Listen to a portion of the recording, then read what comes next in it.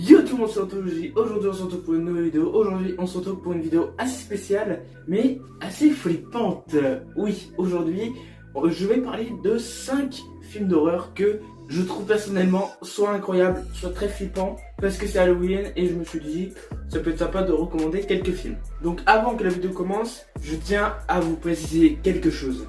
Pour la vidéo qui est sortie mercredi dernier au moment où je tourne cette vidéo, donc ça veut dire j'essaye de faire passer un message, je tiens à préciser que la personne au début n'est pas décédée. J'ai eu des commentaires, 2 commentaires qui m'ont dit ouais désolé pour la personne. Non, personne n'est décédée. C'est juste que la personne est partie, mais je sais qu'elle est vivante. Je le sais. Je vais pas dire pourquoi, c'est des raisons personnelles, mais elle n'est pas morte, elle est encore en vie.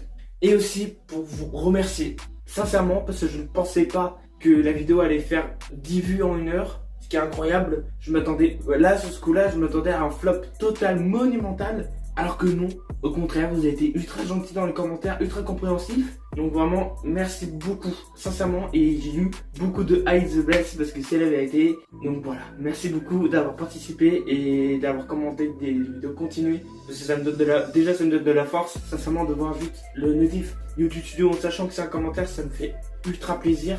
Et puis ben voilà, on va commencer tout de suite. En parlant du 5e film, alors je tiens à préciser aussi que c'est pas par ordre de préférence, c'est plus genre 5 films que je vous dévoile comme ça.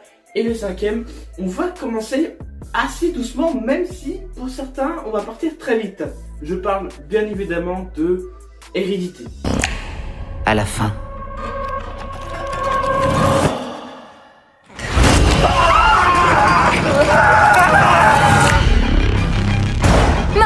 J'aime pas ça, papa, j'aime pas ça. Qu'est-ce qui se passe? Vite! Je t'interdis de me parler sur ce ton. Je suis ta mère. Pitié, arrêtez! Maman, qu'est-ce qui se passe? Arrêtez! Je ne veux pas rajouter de stress à ma famille. Donc, Hérédité, c'est le film de Ari Aster pour ceux qui connaissent et au pire, on va en reparler dans cette vidéo de son 2e film. Mais on garde ça pour plus tard. Hérédité, d'après ce que j'ai vu, d'après ce que je m'en souviens, parce qu'il y a quelques scènes que je m'en souviens, mais l'histoire je m'en souviens pas totalement. Il y a la mort d'une grand-mère, la grand-mère de leur famille, et il se passe des choses pas très sympathiques. Genre pour vous donner un ordre d'idée, il y a une scène, je m'en souviendrai longtemps de celle-là. Il y a même Amazon qui en fait une blague pour ceux qui ont vu sur Amazon Prime et qui ont vu quand ils ont mis leur truc du mois, ils ont mis Hérédité, second poteau, Pavard. Pour ceux qui ont la ref, parce qu'il faut avoir la ref. Mais je crois Hérédité, c'est pas flippant à proprement parler. Il y a 2-3, genre la fin, c'est plus du what the fuck, genre tu comprends pas, il faut revoir le film plusieurs fois. Mais c'est vraiment angoissant.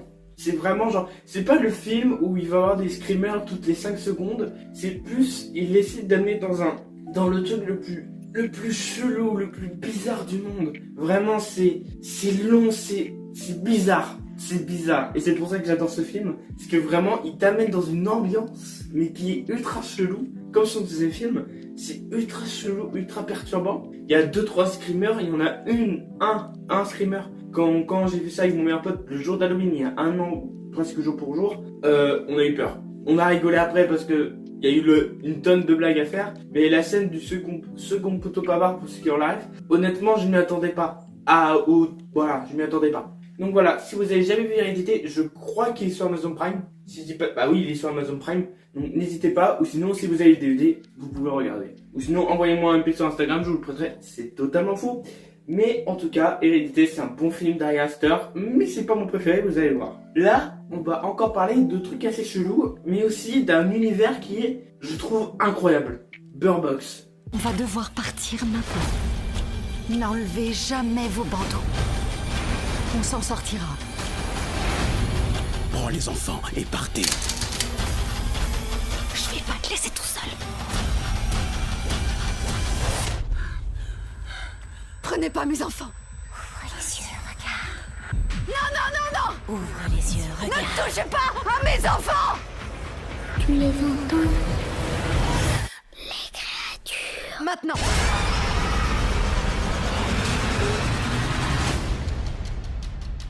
Bird Box, ça raconte quoi? Après une épidémie dont on ne sait pas ce qu'on sait, on ne sait pas. tout le monde doit garder les yeux fermés. En tout cas, il doit plus rien voir, parce que s'il voit quelqu'un qui est affecté, il se suicide. Voilà, c'est ça le pitch de base. Et je me suis dit en regardant le film pour une vidéo, mais qui ne sortira jamais parce que le projet est avorté, parce que beaucoup trop de temps à faire. Je me suis dit, Bird Box, c'est allé, je crois que c'est allé au festival de Cannes, ou aux Oscars, je sais plus, c'est un des deux. Ça fait spécial Netflix qui a reporté beaucoup de trucs. Je me dis, bon, ça a l'air nul. Et au final, c'est comme Hérédité. C'est pas forcément le film où tu vas avoir des screamers toutes les 5 secondes, mais c'est comme Hérédité. Ça t'amène dans une ambiance et ça fait vraiment peur la sauce coup. Hérédité, c'était plus angoissant. Tu te dis qu'est-ce qui va se passer, qu'est-ce qu'il va avoir comme screamer, t'as peur alors qu'il se passe rien. Alors que là, Bird Box, il se passe beaucoup plus de choses. Il y a pas une, il y a une scène en particulier. Comment je peux dire la scène sans spoiler en un mot. Bateau. Voilà, la scène bateau, on va l'appeler comme ça. Voilà, pour ceux qui ont, j'espère qu'ils l'auront l'arrêt parce que là c'est très long. Mais il y a un moment où, voilà, mais ce moment-là, j'ai eu très très peur pour le personnage et tout comme ça. Et Sandra Bullock est une bonne actrice. Je crois que j'ai découvert dans ce film. Bah, je pense que j'ai déjà vu dans d'autres films, mais genre dans Bullet Train. Mais bon, elle a un rôle très secondaire. Mais sinon, foncez aller voir Bird Box, il est sur Netflix. Vraiment, c'est angoissant, non. Il y a des moments où tu te dis mais pourquoi tu fais ça, mais pourquoi. Mais après il justifie parce que comment est le personnage, mais attends, il est frappé des fois. Donc foncez aller voir sur Bird Box, il est disponible sur Netflix. Et regardez pas la version mexicaine parce que ou si vous voulez aller voir, voilà, mais au pire, attention spoiler, allez à ce timecode parce que voilà, parce que je l'ai spoilé. À la fin du premier Bird Box, on ne sait pas qu'est-ce qu'il y a, on ne sait pas qu'est-ce qui s'est passé, on ne sait pas. Et que après ils vont dans une... Alors ça par contre c'était très intelligent de mettre les enfants dans une école de malvoyants. Pour eux ça change rien. C'était incroyable cette idée et on ne sait pas. Alors que apparemment Bird Box Mexico, on sait. Et c'est pour ça qu'elle n'est pas voir ce deuxième film. Je sais pas ce que ça donne, moi non plus j'ai pas vu, mais si c'est pour savoir tout ce qui se passe, je préfère ne pas savoir. Bref, on va passer au troisième film. Oui, au troisième film. On va parler du troisième film. Et là, c'est plus... Alors là, je sais pas comment parler de ce film, mais ça va être un peu plus chaud. On va parler de Last Night in Soho. Est-ce que vous croyez aux fantômes? Je veux signaler un meurtre. Hier soir, vous avez été témoin d'un meurtre, mais vous pensez que c'était une vision d'un événement passé? L'homme qui l'a tué court toujours. Il faut que je l'arrête.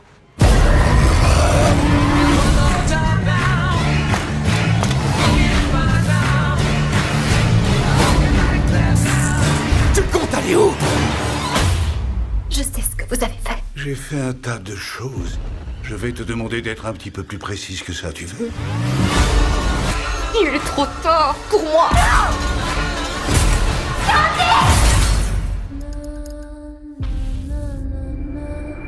Alors oui, c'est un film d'horreur, drame horreur, mais c'est un film d'horreur réalisé par Edgar Wright, j'espère que je le prononce pas mal.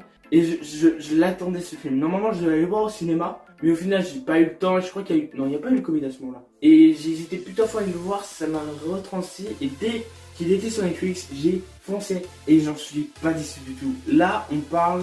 c'est assez compliqué à expliquer, mais en gros, on parle de quelqu'un qui va dans le monde de la mode. Elle crée des vêtements, et à un moment, je crois, parce que ça fait assez longtemps que j'ai pas vu le film, il faut que je le revoie, que il y a un moment où elle voit elle, mais dans les années 1900 ou même plus, dans un ancien temps, et il se passe beaucoup trop de choses, genre c'est un peu du ping-pong, mais avec des plans. Le plan dans le bar où il danse, incroyable.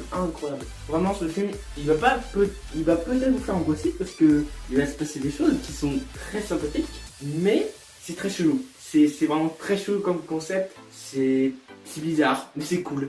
C'est cool, c'est tellement bien fait, c'est tellement bien réalisé, bien cadré. En même temps, c'est du Edgar Wright. Edgar Wright, je crois qu'il l'a fait, je sais plus quel film il a fait avant, mais au pire, vous voyez, je sais pas. Mais Edgar Wright, c'est le premier film que je vois de lui, et sincèrement, c'est ultra bien. Les plans sont ultra bien faits, l'horreur, genre vraiment, il essaie de faire un amalgame entre l'horreur un peu d'humour, un peu de drame, genre vraiment, c'est un mélange de tout de la série Saw. Et les transitions entre la meuf de 1700, je sais pas quoi, et actuelle, il y a des transitions dans ce film. Oh là là, il n'y a pas une scène en particulier que j'ai adoré le plus que tout. J'ai tout adoré, c'est ça, j'ai tout adoré. Mais là, putain, c'était incroyable. Je crois qu'il est encore sur Netflix, vous foncez le voir. Si vous voulez faire un peu vous faire flipper avec Anna Taylor, que je trouve ses yeux sont sublimes. Donc voilà, c'est le troisième film. On va passer au quatrième film. Troisième film, on va parler d'un film assez récent qui est disponible sur mon canal, si vous l'avez. C'est le film Smile. Il faut que je l'affronte. Et qu'est-ce que ça vous fait?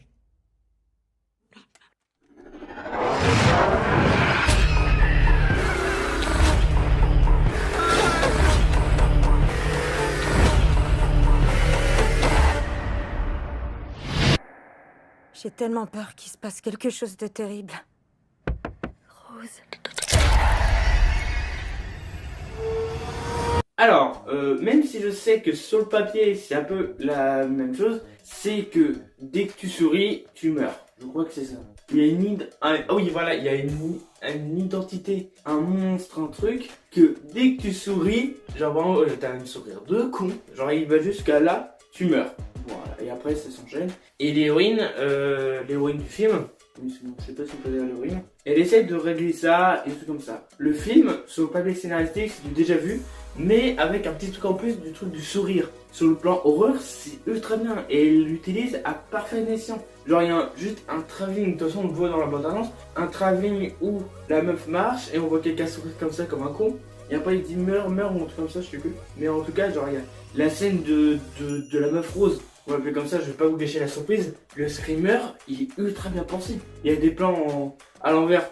Pour ceux qui suivent mes courts-métrages, j'adore les plans à l'envers. Je ne sais pas pourquoi. Ou les plans tournants, j'adore. Ne me demandez pas pourquoi, mais moi je sais pas. Et vraiment, genre, à la fin, j'avoue que j'ai caché mes yeux.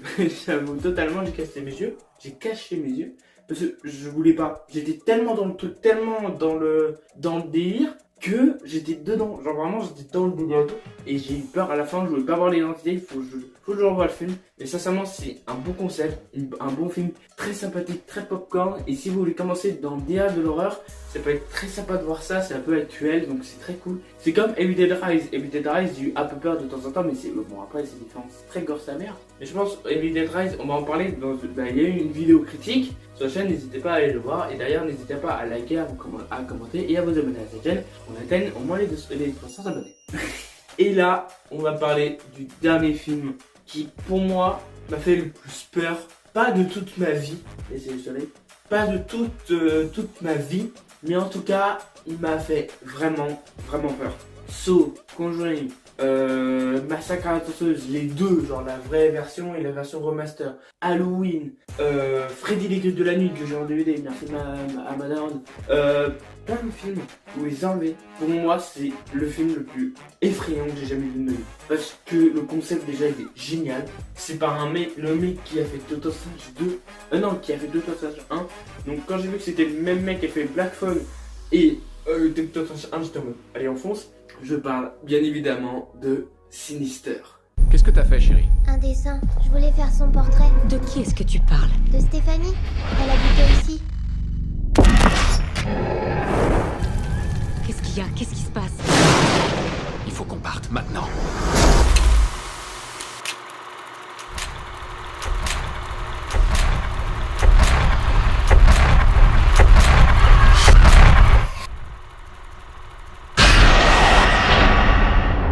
Sinister, c'est un film, il faut pas le regarder tout seul dans la nuit, c'est un conseil. C'est ce que j'ai fait, j'ai eu très peur. Je me suis pas chié dans le bénouze, mais j'ai eu très peur. L'histoire, c'est quoi? C'est une famille qui déménage dans une maison. Pour l'instant, rien d'anormal, mais le père va dans le grenier, il trouve des cassettes ou des trucs ronds, oui on peut dire des cassettes, mais je sais pas pourquoi c'est rond dans le truc. Et il les fait tourner, et là il voit des massacres qui a été faits dans cette maison. Et après il se passe des choses pas très sympathiques. Et ce film, oh là là, malgré qu'il y avait un screamer que je savais ce qui allait se passer, je vais pas dire c'est quoi, mais c'est Vraiment, si vous aimez les films d'horreur et que vous avez jamais vu Sinister, foncez le voir. Ne voyez pas le 2 parce que le 2 il est très nul et c'était vraiment genre pour capituler sur le 1 encore, le 2 il est très nul. Même moi je savais pas qu'il y avait un 2 mais c'était sur ma canal, il y avait le 1 et le 2. Du coup j'ai vu les deux et le 2 il est pas top. Mais le 1, oh putain, le 1, genre vraiment, je voulais parler d'un autre film mais que j'ai carrément zappé et que j'ai mis à la place de la saison. Je voulais parler de Midsommar qui est le deuxième film de Harry Astor qui a fait Hérédité. Mais Midsommar c'est autre chose, c'est pas comparable Sinister et Midsommar. Sinister c'est vraiment genre une histoire de meurtre. Oui, clairement c'est une histoire de meurtre. Qui n'a pas été résolu, nanana, que il y a un peu de déposition je crois à la fin. Et Midsommar c'est un film d'horreur dans le jour. Je pense qu'on va en parler après, pour un film bonus. Mais Sinister, genre si vous l'avez jamais vu et que vous adorez l'horreur, et que vous voulez vous faire flipper le 31 octobre, je ne sais pas où il est disponible actuellement, mais vous pouvez l'acheter pour 3 € je crois, un truc comme ça, pour le louer pour 1 €. Donc en vrai, foncez le voir parce qu'il est super. Vraiment, genre si vous avez pas peur devant ce film, je ne comprends pas pourquoi vous avez peur. Et là, j'ai un peu teasé au début, on va parler d'un film bonus que je veux parler depuis je sais pas combien de temps, mais j'ai pas trouvé de concept pour en parler. Et là, c'est bon. On va parler de Midsommar. Pourquoi tu nous as proposé de venir? Tu savais, c'est pour ça que tu te sens coupable. On ne le fait que tous les 90 ans.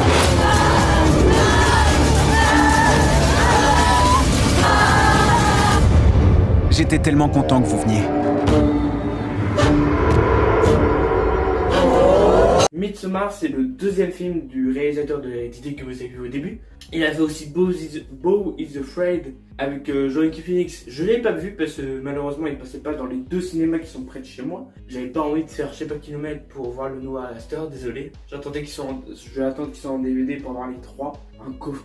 En plus je suis sûr que ça va être incroyable mais après 3 heures de film, Midsommar il dure 3 heures. Midsommar, c'est l'histoire d'un couple ou groupe de potes. Je sais pas comment on peut dire ça. Un couple où la meuf a vécu des choses qui est pas top, qui n'est pas top du tout. Et du coup, son copain lui dit bah viens, on va à un festival en Suède, en Norvège, je sais plus, je crois que c'est en Suède. Et ouais, ça va être sympa, tu vas voir, il y a la famille de mon pote, tout se passe bien. Ils y vont et ils se rendent compte qu'il y a le jour perpétuel et ça ils comprennent pas. Et après ils disent oh, c'est en Suède. Et après il se passe des choses. Il y a une scène, il y en a deux surtout. La scène du suicide, pour ceux qui ont la ref, et la scène de sexe, pour ceux qui ont la ref. Les deux, je sais pas, là, c'est Midsommar, non, c'est Hérédité, mais en plus fou. Et en plus d'avoir fait un film d'horreur entièrement en journée, entièrement au début, c'est pas vraiment en journée. Et après, il y a quelques scènes de nuit, mais la plupart du temps, on est dans le jour. Et vraiment, je m'attendais à avoir jamais peur. À aucun moment j'allais avoir peur parce que c'est le jour, jamais t'auras peur. Je me suis trompé. Les deux scènes que je vous ai parlé, c'était très dur à regarder. Vraiment, c'était. En plus j'ai le DVD. Ah bah oui, il est là. Genre, comme vous pouvez le voir, c'est toujours genre. Là, c'est toujours dans le jour. Toujours. Mais en plus, on ne sait pas. Je crois, on ne sait pas ce qui se passe. Là, c'est vraiment un film, c'est comme Hérédité aussi, mais c'est vraiment un film à interprétation. C'est comme Men aussi, que la fin, il faut interpréter. Mais Midsommar, je pense, c'est le moins abordable. Pour l'instant, les deux, entre Hérédité et Midsommar, c'est le moins grand public des films de Ari Aster. Donc vraiment, regardez-le. Je sais pas où il est disponible. Je crois qu'il est disponible soit sur Amazon Prime ou sur Netflix, je sais plus. Mais en tout cas, Midsommar, c'est un bon film. Bon, il faut prendre son temps. Il dure 3 heures, comme Hérédité, je crois, il dure 2h30. Donc il faut prendre son temps. Mais vraiment, si vous avez le temps entre potes et regarder un bon film d'horreur, assez long, mais mettez un peu de pause aussi, vraiment, foncez voir Hérédité et Midsommar. Bref, j'espère que cette vidéo vous aura plu. Ça m'a fait ultra plaisir pour une fois une vidéo cinéma et vraiment genre un top 5. Est-ce que ça vous tenterait de retenter de faire des vidéos comme ça de temps en temps? Parce que moi j'adore faire ça, genre top 5 des films de Noël. Films de Noël, on pourra parler des 30 Noël de Monsieur Jack, plein de trucs comme ça. Dites-moi dans les commentaires si vous voulez d'autres épisodes de top 5 ou vraiment je dis juste une catégorie genre top 5 des comédies musicales. Oh putain, je vais faire ça. J'ai tellement envie de faire ça. Dites-moi dans les commentaires si vous voulez. Parce que moi j'adore vous parler de cinéma, mais je sais pas pourquoi je me lance pas. Et là je me dis bon, on va voir, c'est un test. Bref, j'espère que cette vidéo vous aura plu. N'hésitez pas à liker, à commenter, à partager. Bref, faites que je monte en flèche. Tous les films, vous pouvez les voir en description. J'ai mis un lien où ils sont disponibles, ou en tout cas, je mets disponible sur telle plateforme. Voilà. Et surtout, n'oubliez pas, les jeux vidéo, les films et séries, c'est bien, mais faut pas en abuser, parce que une vie On n'a qu'une vie. Ciao.